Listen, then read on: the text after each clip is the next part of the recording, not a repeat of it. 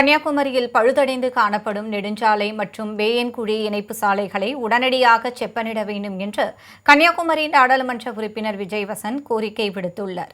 இது தொடர்பாக மாவட்ட ஆட்சியருக்கு அவர் அளித்துள்ள கோரிக்கை மனுவில் மாநில அரசு வாயிலாக மாவட்ட நிர்வாகத்தின் கண்காணிப்பில் நெடுஞ்சாலையை செப்பனிட பணிகள் நடைபெற்றதாகவும், ஆனால் மீண்டும் தற்பொழுது அந்த சாலை மிகவும் பழுதடைந்துள்ளதாக தெரிவித்துள்ளார். தற்பொழுது பழுதுகள் குறைபாடு பொறுப்பு காலத்திற்குள் ஒப்பந்தக்காரர் வாயிலாக செப்பனிட ஆவண செய்ய வேண்டும் என்றும் கேட்டுக் கொண்டுள்ளார்.